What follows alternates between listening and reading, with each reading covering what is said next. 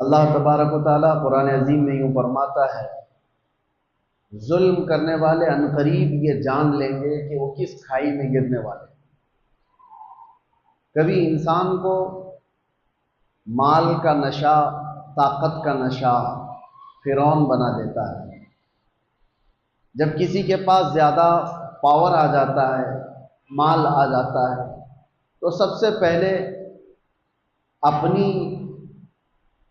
अपने गलबे को बाकी रखने के लिए वो छोटों पर जुल्म करता है, जिसको हम अपनी आम जुबान में दादागिरी, गुंडागिरी कहते हैं। जिसके पास भी पावर आया उसी का इम्तिहान है, उसी की आजमाइश है। इसीलिए शेख सादी रहमतुल्लाह तआला अलैह ने फरमाया है, जगरदन फिराजा तवाज़ो निकूस्त, गदागर तवाज़ो कुनद खोए उस्त। बड़े बड़े लोग अगर आजिज़ी करें तो ये अच्छी बात है, ये नेक खसलत है उनकी। पावर होने के बावजूद अगर वो आजिज़ी करे, तवाज़ो करे, और फ़कीर आदमी अगर गिड़गिड़ाए, तवाज़ो करे, तो ये तो उसकी आदत है, इसके अलावा करेगा क्या। पावर आ जाने के बाद, ताकत आ जाने के बाद इम्तिहान शुरू होता है। इसीलिए मेरे अजीज़ों, माँ बाप के भी अदब और एहतराम की जो बात की गई है कि माँ बाप का अदब और एहतराम वो किस वक्त, कि जब वो लोग ताकतवर हों और तुम छोटे हो, उस वक्त नहीं। उस वक्त तो हर बच्चा अपने माँ बाप का अदब करता है, क्योंकि माँ भी पावरफुल है, ताकत है उसको, बाप भी ताकतवर है, कमाता वही है, घर वही चलाता है, और बच्चा अभी जवान भी नहीं हुआ, छोटा है, तो अदब तो करेगा ही, डांट तो सुनेगा ही। कमाल उस वक्त है जब वो बुढ़ापे पर आ गए और उनके हाथ पांव नहीं चलते, कमाई का कोई जरिया नहीं, और तुम पावरफुल हो चुके हो, तुम्हारे पास अल्लाह ने ताकत भी दी, दौलत भी दी। अब देखा जाए कि तुम मां को झिड़क के बात करते हो या फिर वो अदब दिखाते। इम्तिहान तो उस वक्त है जब वो कमजोर हो जाएं और तुम ताकतवर हो जाओ। इसीलिए कुछ लोग शोहर और बीवी के साथ हुस्ने सुलूक के जो मामलात हैं, इसको भी मैं आपको बताता हूं। किस वक्त एतबार है इस चीज का। कोई अगर ये कहता है मैं अपनी बीवी के साथ बहुत अच्छा सुलूक करता हूं, तो अगर अच्छा सुलूक करता है तो ये देखा जाएगा कि किस वक्त कर रहा है। जब तेरी ताकत सब खत्म हो गई, अब तुझे बीवी की जरूरत पेश आई, उस वक्त अच्छा सुलूक कर रहा है, या उस वक्त जब वो कमजोर थी और तू ताकतवर था। इसीलिए मेरे अजीजों, ये सारी मिसालें देखना है तो मुहम्मदुर रसूलुल्लाह सल्लल्लाहु अलैहि वसल्लम की जिंदगी, मेरे आका करीम सल्लल्लाहु तआला अलैहि वसल्लम की जिंदगी पाक, हुजूर पाक सल्लल्लाहु तआला अलैहि वसल्लम के अपने वालिदैन के अदब की जो मिसाल मिलती है। हुजूर के वालिदैन तो बहुत जल्दी इंतकाल कर चुके, लेकिन फिर भी हदीस में मिलता है, उस वक्त नहीं जब मेरे आका सल्लल्लाहु अलैहि वसल्लम का बचपन था, उस वक्त की बात जब मदीने तैयबा में इस्लामी हुकूमत इस्टेब्लिश हो चुकी है। कैसर और किसरा थर्रा रहे हैं, हुजूर के नाम से कांप रहे हैं। जिस जगह सहाबा चले जाएं, फतह व कामरानी उनके कदम चूम रही हो, उस वक्त जब गलबा था, गलगला था, नबी पाक सल्लल्लाहु अलैहि वसल्लम सहाबा के साथ बैठे, एक बूढ़ी औरत आती है, हुजूर खड़े हो जाते हैं, और खड़े हो गए, सहाबा चौंक गए। मेरे आका सल्लल्लाहु अलैहि वसल्लम ने अपनी चादर निकाली और बिछाया उस बूढ़ी खातून को बैठने के लिए। सहाबा ने पूछा, ये वो सरवरे किश्वरे रिसालत है, सैयदुल अंबिया है, जिसके कदमों को माथा लगाकर जिब्राइल बोसा देते हो, वो किसी बूढ़ी के लिए खड़ा हो जाए। तो हुजूर पाक सल्लल्लाहु अलैहि वसल्लम से सहाबा ने पूछा कि इस खातून का अदब क्यों? मेरे आका ने फरमाया, ये 2 साल मुझे दूध पिलाने वाली हलीमा सादिया है।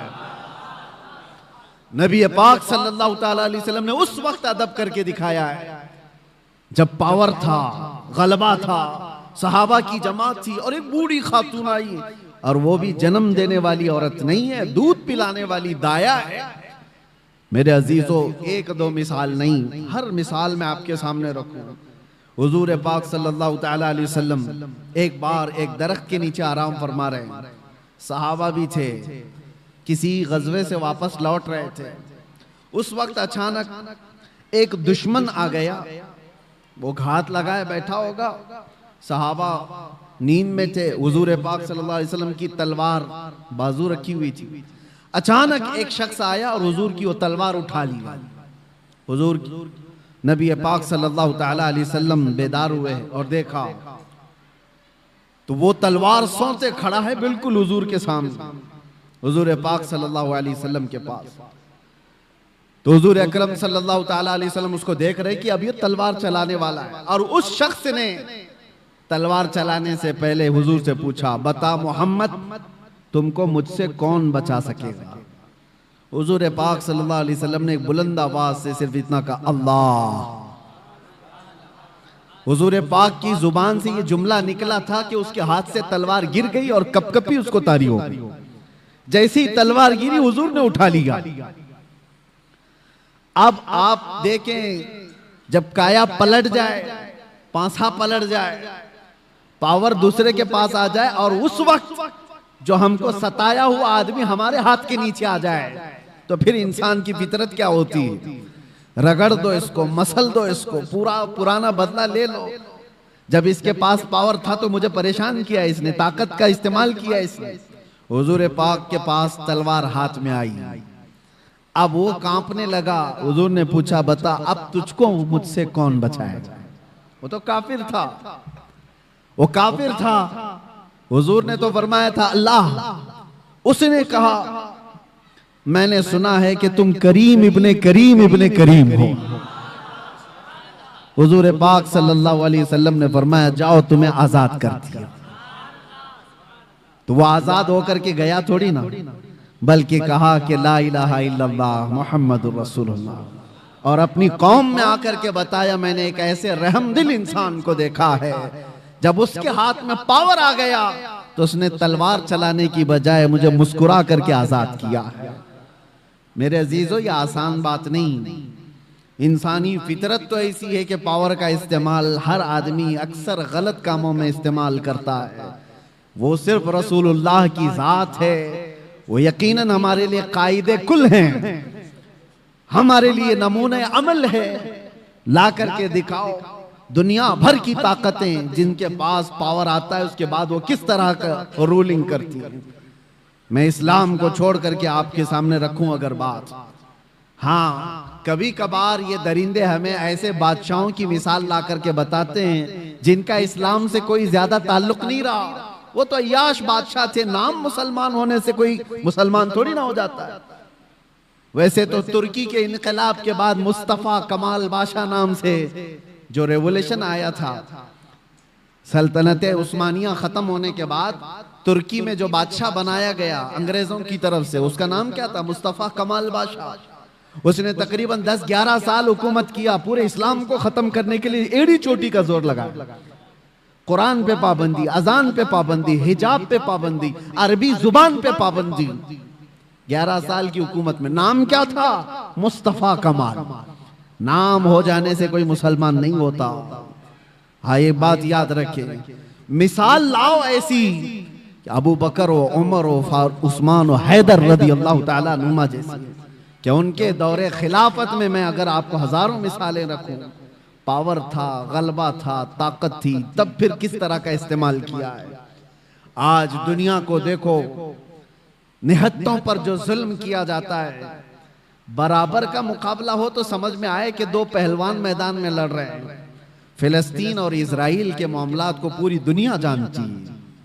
एक तरफ कंकर और पत्थर लेकर लड़ने वाले बच्चे, और एक तरफ पेट्रोल मिसाइल पूरी दुनिया को सप्लाई करने वाली हाई टेक्नोलॉजी पावर वाली ताकत। कोई मुकाबला है? कोई मुकाबला नहीं, लेकिन दुनिया देख रही है। और हकीकत में बताऊं, हक और बातिल के मामलात जब भी टकराए ना, बराबरी कभी हुई नहीं, बराबरी हुई नहीं। एक तरफ 82 लोग हैं और एक तरफ 22,000 का लश्कर।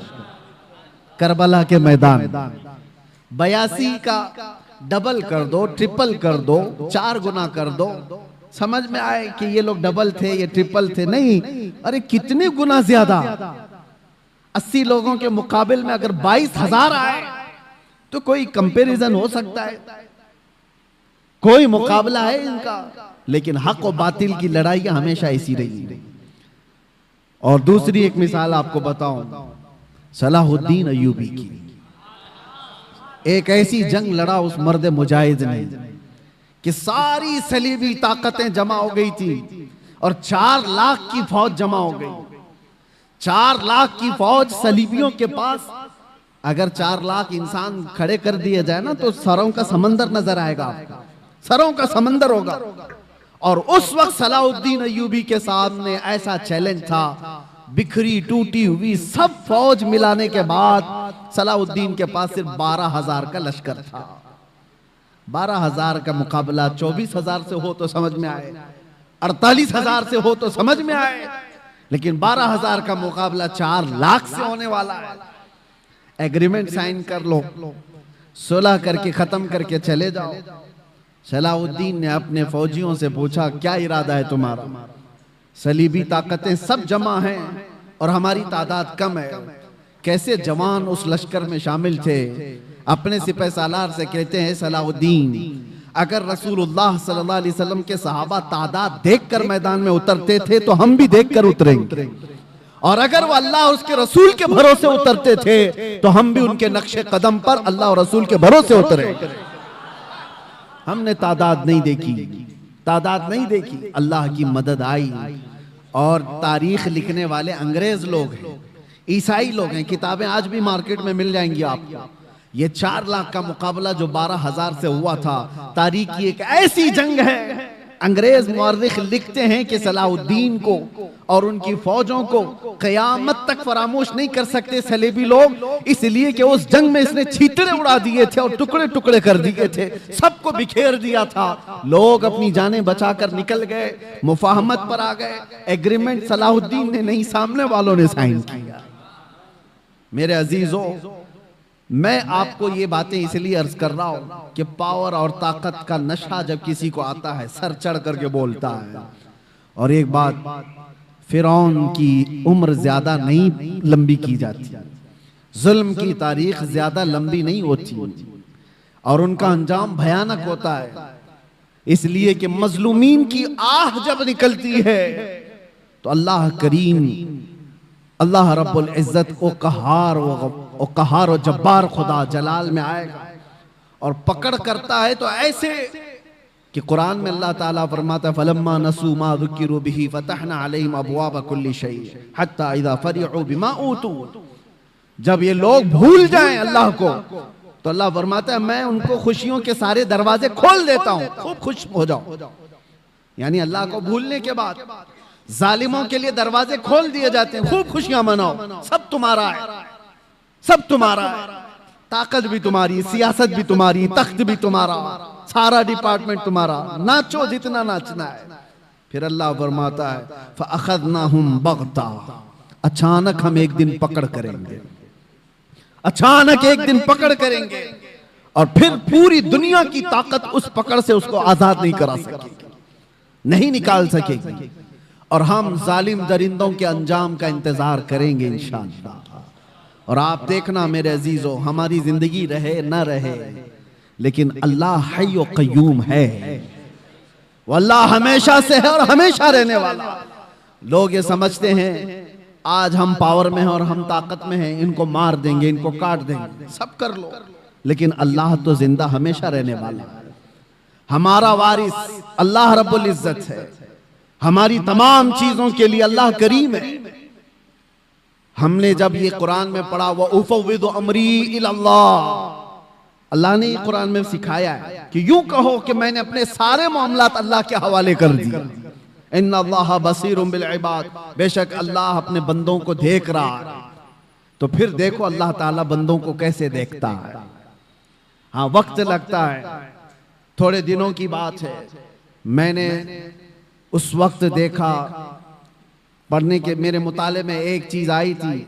हज़रत अबू जुंदल एक सहाबी हैं, मक्का में गिरफ्तार हुए थे, कैदी बन गए काफिरों के साथ, और तकरीबन जानते हो 16 साल इन्होंने काफिरों की कैद में गुजारे। और जब रसूल पाक सल्लल्लाहु अलैहि वसल्लम फतेह सुलह हुदैबिया जो हुई, उस हुजूर 1400 सहाबा के साथ उम्रा करने आ रहे थे, तब मक्का वालों ने रोक लिया था और एग्रीमेंट साइन हो गए थे। सुलह हुदैबिया जो है उसमें यह था कि मक्का से कोई भाग करके जाएगा तो मदीने वाले उसको वापस कर देंगे, और मदीने से कोई भाग करके आएगा तो हम उसको वापस नहीं करेंगे, हम अपने पास रख लेंगे। सब ऐसी एग्रीमेंट उन्होंने साइन की थी। उसी वक्त ये अबू जुंदल सहाबी कैद से निकल करके आ गए थे। अंदाजा करो 16 साल के बाद कोई जंजीरें तोड़ करके निकल आया हो, और वो भी सहाबा के जमात में आ गए। सहाबा ने सीने से सीना लगाया, वो फूट फूट करके अपने जख्म बता रहे थे। लेकिन कुफ्फार को जैसे ही पता चला हमारा एक कैदी भाग गया है, तो उन्होंने कहा कि अभी अभी हमारा एग्रीमेंट हुआ है कि जो मक्का से भाग कर जाएगा उसको मदीने वाले वापस करेंगे, अबू जुंदल को हमारे पास वापस करो। सहाबा सब खड़े हो गए कि इस मजलूम को हम वापस कैसे करेंगे, जंग कर लेंगे। सबकी नजरें हुजूर पाक की तरफ थी कि हुजूर क्या फैसला फरमाए। अबू जुंदल अपने जख्म दिखा दिखा करके सहाबा से कह रहे थे इनके पास वापस भेजोगे मुझे बहुत मारेंगे। तो मक्का के कुफ्फार और मुशरिकीन को हुजूर ने कहा कि अब वो आ गया छोड़ दो, अभी तो हमारी एग्रीमेंट साइन नहीं हुई। तो उन्होंने एग्रीमेंट को खत्म कर दिया और कहा कि अगर ये हमको वापस नहीं किया जाएगा तो हम एग्रीमेंट भी नहीं करेंगे। जब जिद पर अड़ गए, हुजूर पाक ने अबू जुंदल की तरफ देखा और कहा अबू जुंदल मक्का वापस चले जाओ, रहमतुल लिल आलमीन है। सारे सहाबा देख रहे हैं। बसा औकात ऐसे हुक्म आएंगे मेरे अजीजों, जिंदगी लोग ये समझते हैं ये तो हमारी तकलीफ पर और तकलीफ आ रही है। वो रहमतुल लिल आलमीन है और 16 साल का कैदी बाहर आया है और हुजूर उसको कहते वापस चले जाओ। दुनिया की नजर तो ये देख रही है कि रहमतुल लिल आलमीन है, वापस इसको कैद में भेज रहे हैं। सारे सहाबा से कहते लड़ लो, इसको वापस निकाल लो। लेकिन तुम नहीं जानते जो रसूलुल्लाह की नजर देख रही है। ये इम्तिहान है हमारा। मुसीबत के बाद हम आस लगाए हैं अल्लाह उसके रसूल की जात से, तो हो सकता है 2-4 मुसीबतें फिर आ जाएं। तुम ये कहोगे कि मैंने तो एक मुसीबत से छुटकारे की दुआ की थी, 4 और आ गई। कहीं ऐसा तो नहीं कि तुम्हारा ईमान बिखर जाएगा और तुम छोड़ दोगे। मैंने देखा है कैद के दिनों में कितने ऐसे हैं जो काफिर हो जाते हैं, यही कहते हुए कोई अल्लाह नहीं है, हम तो कितने दिनों से दुआ कर रहे हैं, हम पर तो और केस ही केस होते जा रहे हैं। माज़अल्लाह रब्बिल आलमीन, ये कड़ा इम्तिहान है मेरे अजीजों। हुजूर ने वापस कर दिया। और हैरत की बात मैं आपको बताऊं, दूसरा कोई आम मामूली आदमी हो तो जंग कर ले और लड़ाई कर ले, या फिर छूटा हुआ कैदी उसको जब ये फरमान सुना दिया जाए तो बिफर जाए और कहे कि मैं तो छोड़ देता हूं, ऐसा दीनी क्या। अबू जुंदल की तरफ सहाबा ने देखा, सर झुकाए मक्का की तरफ वापस जा रहे हैं। फरमाने मुस्तफा है, मेरे नबी का फरमान है। ईमान हो तो ये 16 साल कैद में रह करके छूट करके आए थे, जख्म दिखा दिखा कर रो रहे थे। उसके बाद रसूलुल्लाह ने फरमाया जाओ वापस। चूं चीरा तक नहीं कहा, ये पूछा भी नहीं या रसूलुल्लाह वापस उस जुल्म की चक्की में पिसने जाऊं, नहीं पूछा, सर झुकाया और चल पड़ा। यही तो ईमान है मेरे, यही ईमान है। मैं जो बात अर्ज कर रहा हूं वो ये कि रसूल मुहतरम सल्लल्लाहु तआला अलैहि वसल्लम की जिंदगी पाक से मैं आपको बताऊं, पावर जब हो, गलबा जब हो, उस वक्त कैसे लोगों के साथ मामलात किए गए। तो चले कुफ्फार और मुशरिकीन गालिब आ गए तो उनकी बात अलग है कि उन्होंने अपने जुल्म की सारी हदें पार कर दी, जुल्म की सारी हदें पार कर दी। जब गलबा मिला था काफिरों को उहद के मैदान में, बदर में मुसलमानों को गलबा मिला था, उहद में कुफ्फार और मुशरिकीन को गलबा मिला। दोनों के दरमियान जमीन आसमान का फर्क है। बदर के मैदान में भी 70 काफिर मारे गए थे और उहद के मैदान में 70 मुसलमान शहीद हुए थे। 70 मुसलमान शहीद हुए, लेकिन दोनों में फर्क इतना है, बदर में जितने 70 काफिर मारे गए थे, एक एक को चुन करके लाया गया, एक गड्ढे में डाला गया, सारी लाशों को ला करके हुजूर ने उनको खिताब भी किया।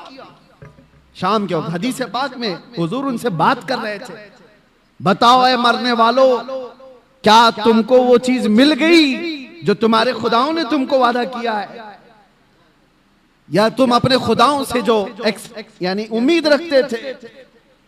सहाबा तो ये पूछ रहे थे, या रसूल अल्लाह आप इनको खिताब कर रहे हैं, ये तो मरे हुए। हुजूर फरमाते हैं या जिंदों से ज्यादा सुनते हैं।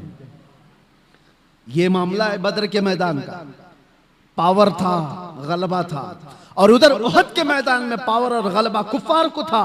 क्या किया इन्होंने? 70 मुसलमानों को जो शहीद किया, अमीर हमजा का सीना चाक करके कलेजा निकाल के चबाया था।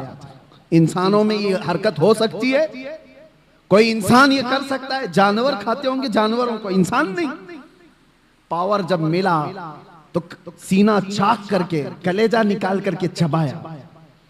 दूसरे क्या किया? साद इब्ने रबी, उनके पेट को फाड़ दिया और अंतड़ियां बाहर निकाली, गले में डाल लिए गए। क्या ये इंसान कर सकता है?